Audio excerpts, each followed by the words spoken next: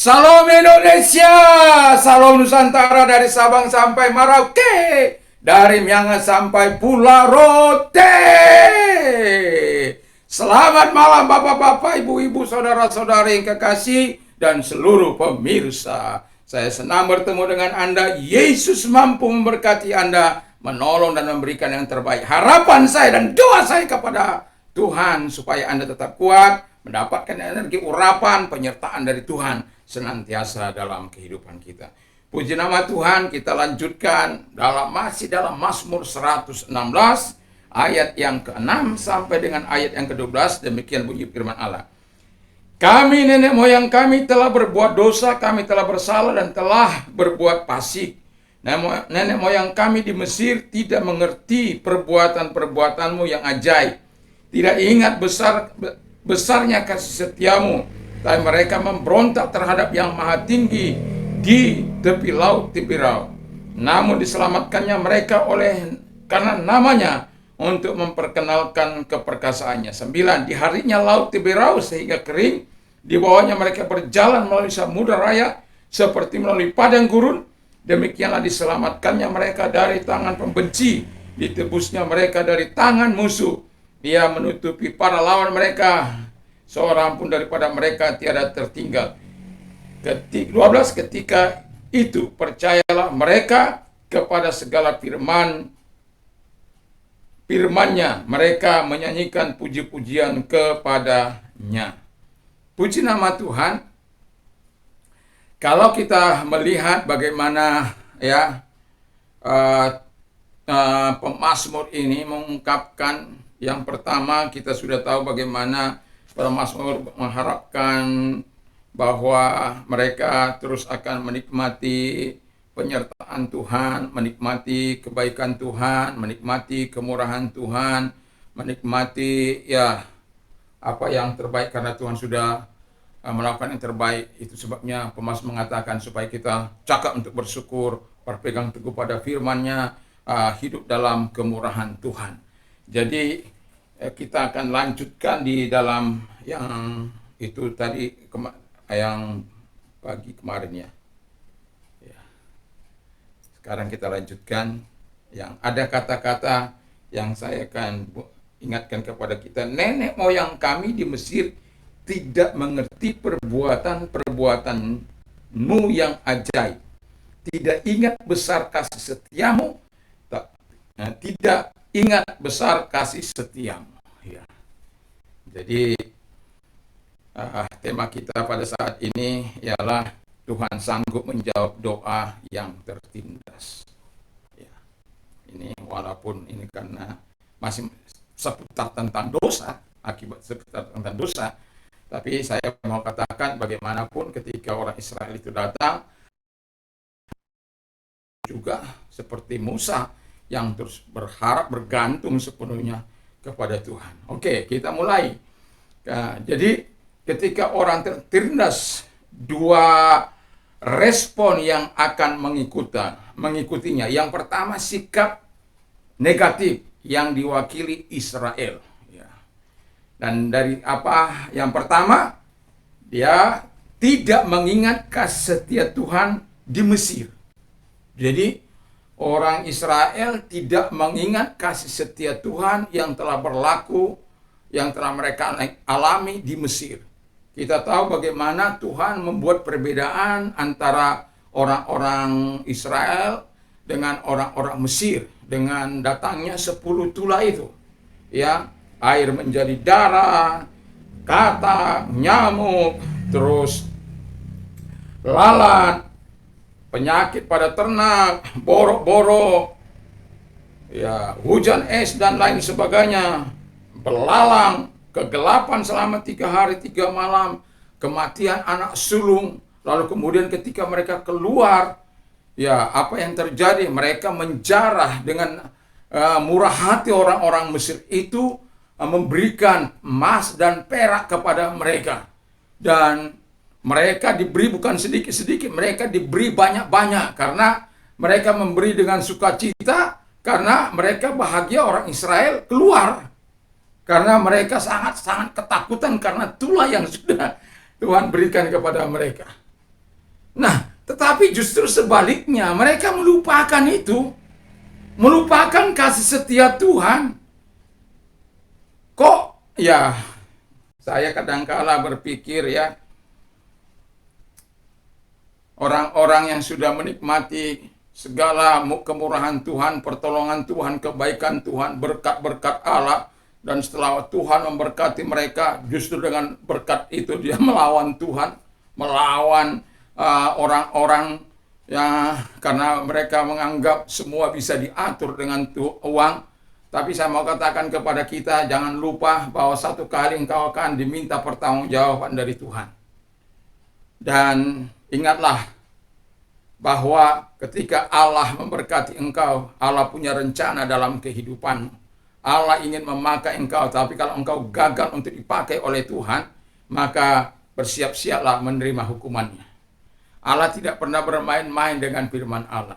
Kalau karena harta yang sudah diberikan, engkau menjadi lupa kepada Allah, menjadi sombong, menjadi angkuh, menjadi pongah, bersiap-siaplah untuk mengalami kehancuran hidupmu. Saya bukan mengancam ini loh ya, karena itu firman Allah. Saya hanya mau mengarahkan kita supaya kita tetap tidak lupa kasih setianya Tuhan. Saya hanya mengingatkan kita supaya kita sayang kepada setianya Tuhan itu.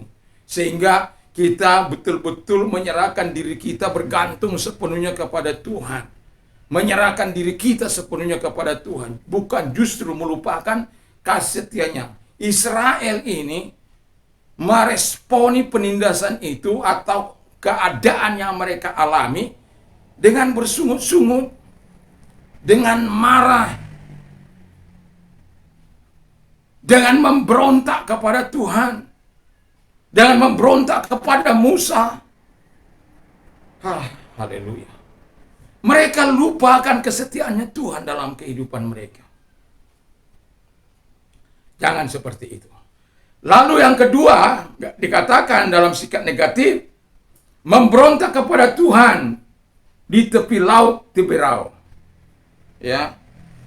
Kalau Anda baca dalam Keluaran 14 ayat 1 sampai 14, di sana orang Israel bersungut-sungut.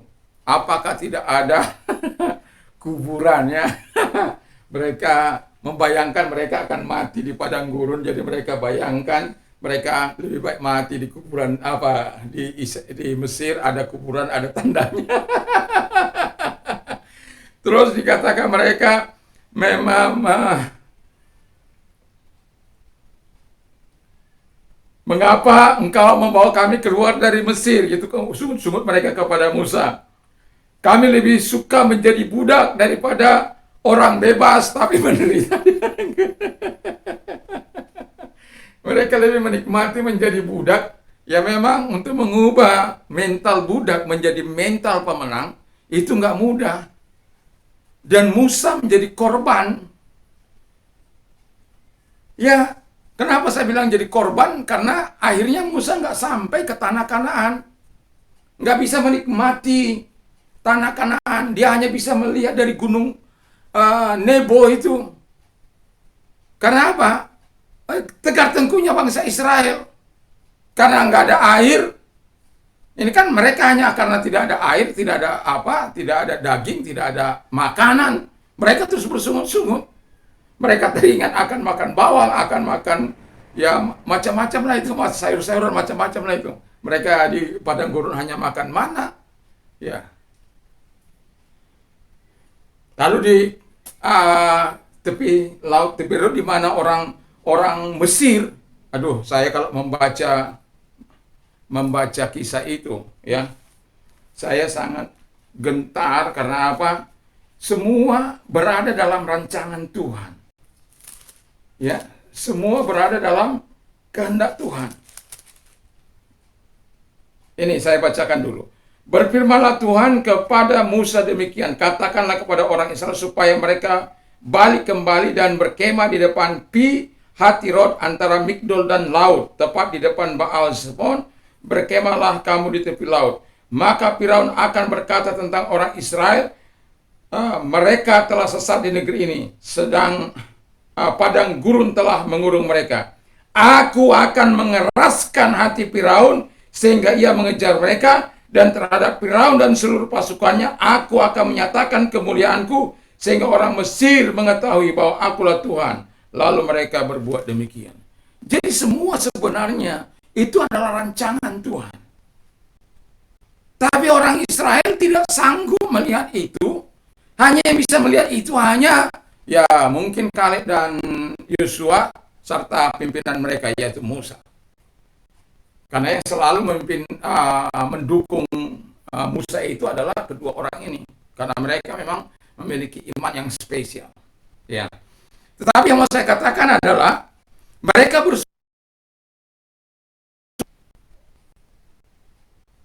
karena mereka akan takut mati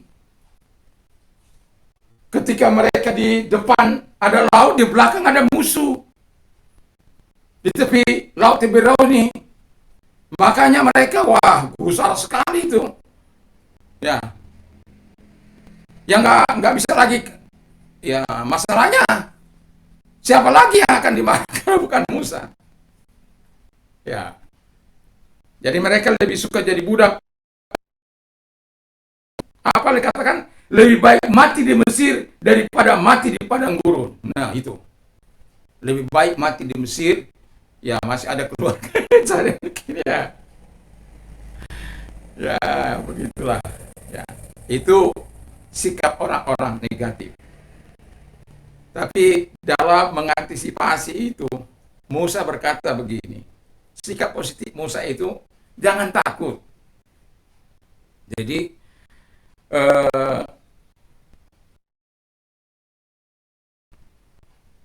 terus dia katakan juga, berdirilah teguh.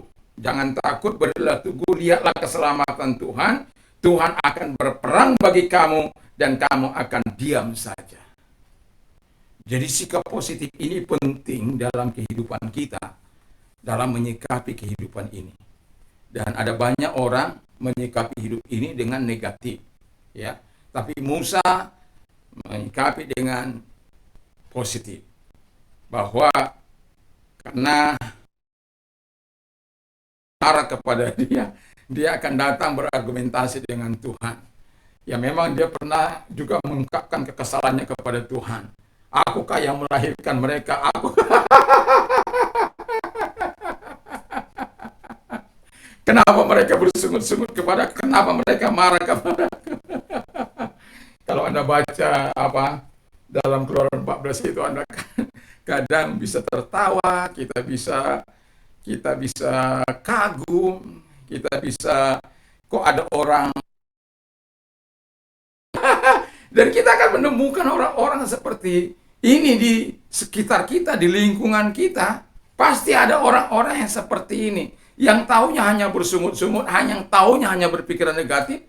Tapi ada juga orang-orang yang selalu optimis, yang melakukan yang terbaik dalam hidupnya. Yang selalu melakukan hal-hal yang baik. Dan kalau Musa kita lihat katakan tadi, menyikapi mereka-mereka yang positif, yang negatif tadi, ya jangan takut, berdiri teguh. Lihat keselamatan Tuhan. Tuhan akan berperang bagi kamu dan kamu akan diam saja. Apakah memang betul? Betul. Ya. Lalu kita lihat dari pembacaan tadi, Allah yang perkasa menyelamatkan Israel. Jadi Allah yang perkasa itu menyelamatkan Israel, menolong mereka. Sementara mereka yang mengikut atau tentara Firaun yang mengikut ditenggelamkannya di tengah laut. Kematian yang sangat mengerikan. Jadi yang mau saya katakan adalah ketika orang Israel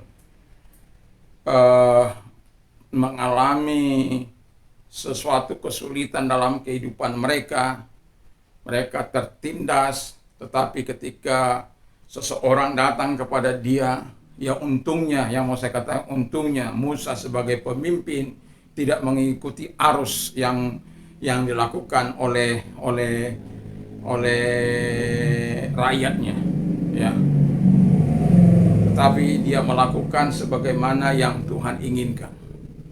Dan dia berseru kepada Allah, Allah memberikan solusi dengan tongkat yang dibawa uh, dia membelah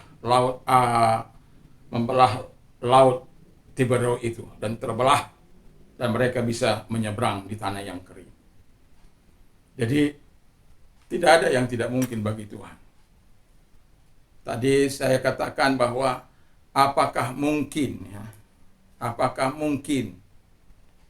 kuasa Allah itu mampu melakukan supply yang begitu luar biasa. 600.000 orang. Nggak mungkin. Tapi Tuhan memungkinkan semuanya bisa terjadi. Karena apa? Keperkasaan Tuhan yang menyelamatkan mereka. Keperkasaan Tuhan yang dia tunjukkan kepada Israel maupun kepada orang-orang Mesir yang menindas mereka. Jadi ketika kita mengalami ketertindasan, apa respon kita? Marahkah kita, bersungut-sungutkah kita? Atau kita berkata, Tuhan, ini kesempatanmu, Tuhan melakukan mujizat. Ini kesempatanmu, Tuhan melakukan yang baik bagiku. Ini kesempatan Tuhan membela aku. Ini kesempatan Tuhan melakukan yang terbaik bagiku. Haleluya. Kalau itu sikap kita, maka kita akan menjadi hal sangat luar biasa. Itulah sebabnya Musa dipilih oleh Tuhan, karena Tuhan sudah tahu karakter mental dari si Musa ini. Bukan mental abal-abal, bukan mental kacang goreng, bukan mental kerupuk. Tapi mental ilahi yang dia miliki, sehingga setiap ada persoalan, dia tidak lari kemana-mana, tapi datang kepada Tuhan. Dan akibatnya, hasilnya bagi Musa, itu membawa harkat dan martabat yang jauh lebih besar. Tapi bagi orang Israel, itu saya bacakan respon mereka. Ayat dari Keluaran 14 ayat 31. Ketika dilihat orang Israel betapa besarnya perbuatan yang dilakukan Tuhan terhadap orang Mesir, maka takutlah bangsa itu kepada Tuhan, dan mereka percaya kepada Tuhan dan kepada Musa hambanya itu.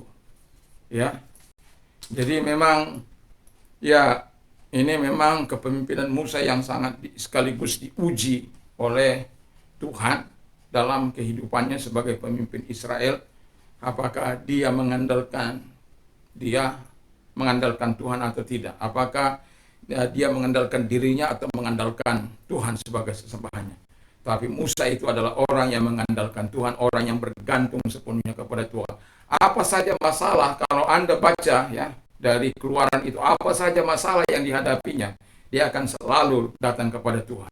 Walaupun kadang-kala dia mengungkapkan kesalahannya kepada Tuhan, tapi Tuhan selalu juga memujuk dia, selalu juga menghibur dia, karena itulah tempat dia menyatakan, aduh, kita tentu ingin terus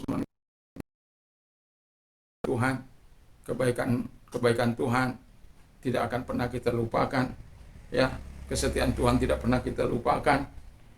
Kita tidak memberontak kepada Tuhan, tetapi kita melakukan apa yang baik, dan kita juga akan terus menyembah kepada Allah yang perkasa itu dan menyerahkan hidup. Dan yang terakhir, akibatnya yang saya katakan tadi adalah percaya firman-Nya dan memuji Tuhan. Jadi itulah respon dari firman Allah, respon dari orang-orang Israel ketika Tuhan melakukan hal yang besar. Mereka lupa akan sungut-sungut mereka lupa akan kemarahan mereka kepada Musa. Tapi ketika Tuhan menunjukkan kebesarannya kepada mereka, menunjukkan kemuliaannya kepada mereka, bukan hanya kepada mereka, kepada orang Mesir juga. Karena tadi di ayat pasal 14 bagian awal tadi kita melihat bagaimana aku akan menunjukkan kemuliaanku kepada Mesir. Dan kepada orang-orang yang tegar tengkuk itu, ya mungkin dengan cara begitu mereka akan menikmati segala pertobatan. Tapi itu hanya sementara. Nanti kita lihat kelanjutan ayatnya. Ya, aduh, ya saya berharap kita orang-orang yang percaya firman Allah dan memuliakan Tuhan, dalam situasi dan kondisi apapun. Ditolong atau tidak ditolong, saya sering dikatakan, kalau kita bisa beriman seperti Sadrak, Mesa, Abednego, sekalipun Tuhan yang kami sembah tidak sanggup menolong kami, tapi ketahuilah Tuanku Raja, sekali-kali kami tidak akan menyembah patung buatan Tuanku.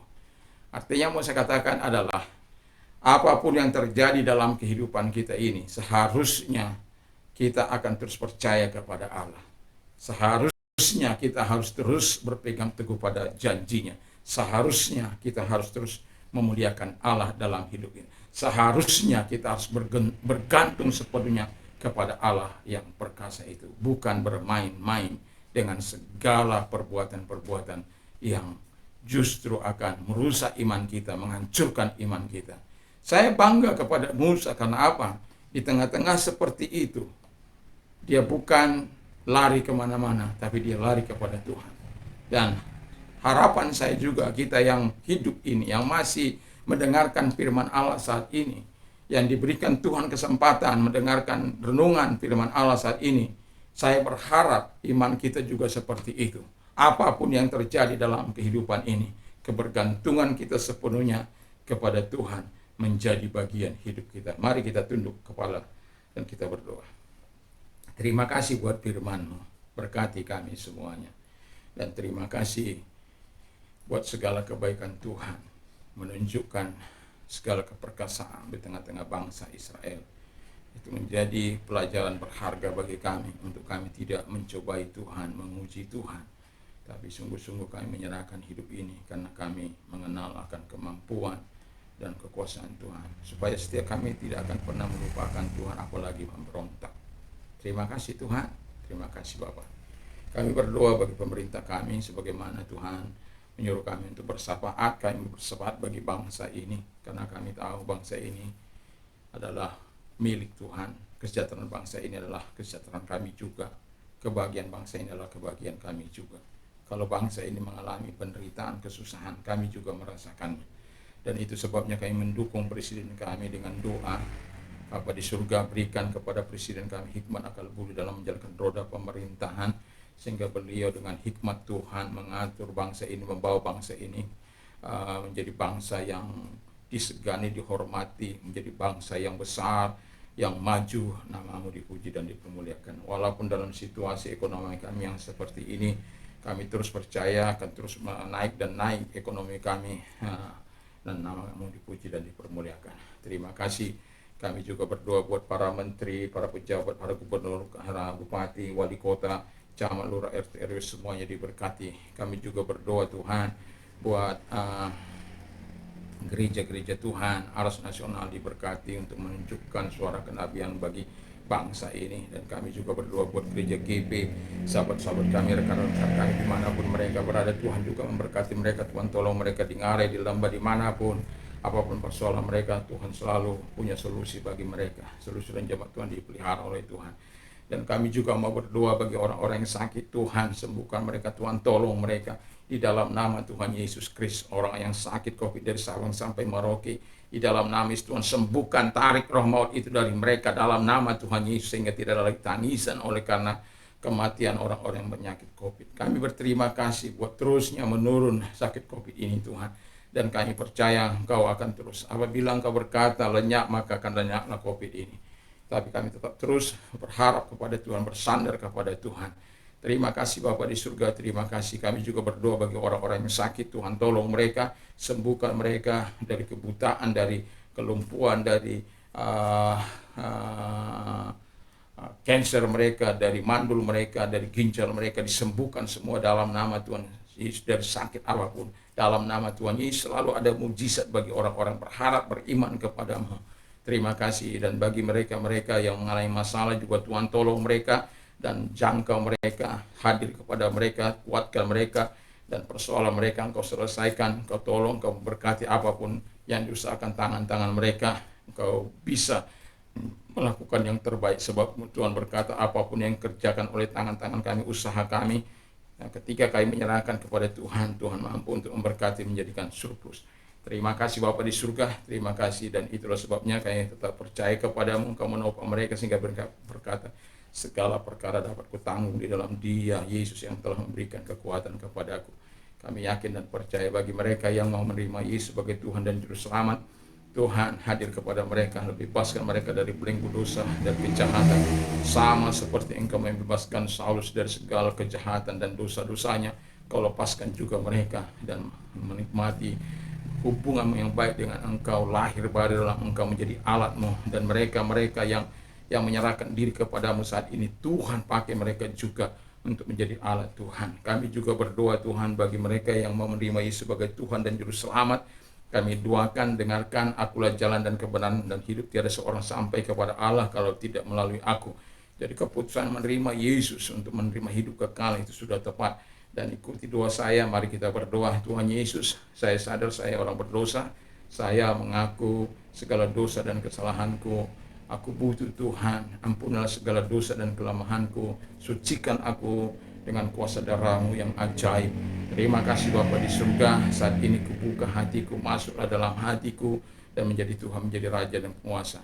Terima kasih, ku percaya saat ini ku sudah menerima hidup kekal dari Tuhan, dan menjadi warga negara surga. Dan kami juga berharap kepada orang-orang muda generasi masa kini Tuhan, karena kami punya gambaran yang jelas bagi orang-orang generasi muda seperti generasi Sadrak, Mesach, Abednego, Daniel, seperti Yusuf, Nehemia dan lain sebagainya Tuhan, yang bergerak dalam bidang pemerintahan, orang-orang yang bergerak dalam bidang kerohanian seperti Samuel yang selama seumur hidupnya betul-betul menjadi orang yang berkenan di hadapan Tuhan.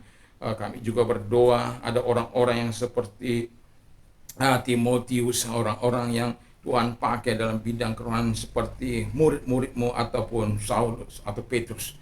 Terima kasih Tuhan, dan itu sebabnya kami berdoa bagi mereka Tuhan, orang-orang muda, supaya mereka tidak tersesat, karena kami tahu banyak orang-orang muda melakukan hal-hal yang jahat, tawuran, perkelahian.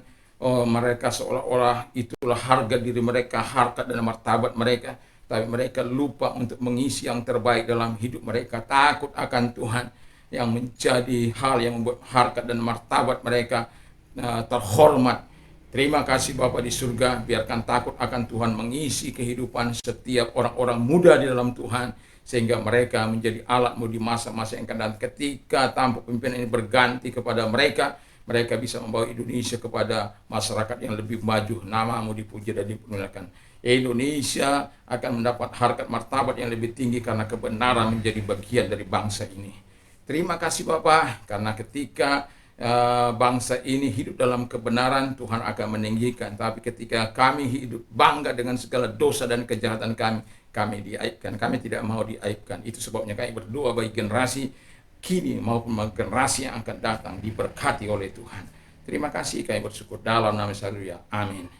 Bagi Anda yang sudah menerima Yesus sebagai Tuhan dan Juru Selamat, saya ucapkan selamat, kita beribadah kepada Tuhan, dan dimanapun yang terdekat ke rumah Anda. Dan Anda yang sudah ditolong oleh Tuhan, saksikan kemurahan dan pertolongan Tuhan. Dan saya mau katakan, damai sejahtera Allah yang melampaui segala akal akan melahirkan hati dan pikiran dalam Kristus Yesus. Apa saja yang orang lain ingin lakukan kepadamu, lakukan juga lah demikian kepada mereka. Dan berbahagialah orang yang mendengar, menyimpan dan melakukan firman Allah dalam hidupnya. Iman timbul dari pendengaran firman Kristus. Apa saja yang kamu doakan, percayalah bahwa engkau sudah menerimanya, dan maka hal itu akan diberikan kepadamu. Menangislah dengan orang yang menangis, dan bersukacitalah dengan orang bersukacita. Doa dan harapan saya, sehingga setiap kita bisa berkata, segala perkara dapat kutanggung dalam Dia, Yesus yang memberikan kekuatan kepadaku. Puji nama Tuhan. Apabila malam ini kita mau tidur, ya jangan lupa baca firman Allah dan berdoa kepada Tuhan. Dan Tuhan Yesus memberkati. Dan saya mau katakan, lebih baik hidup tanpa narkoba, karena narkoba dapat menghancurkan hidupmu, keluargamu, masyarakat di sekitarmu. Dan juga saya mau katakan yes terhadap kebenaran firman Allah, no terhadap narkoba. Diberkatilah kita untuk melakukan yang terbaik bagi Tuhan dan bagi manusia. Tuhan Yesus memberkati kita. Salam Indonesia, salam Nusantara. Haleluya, haleluya, haleluya. Amin.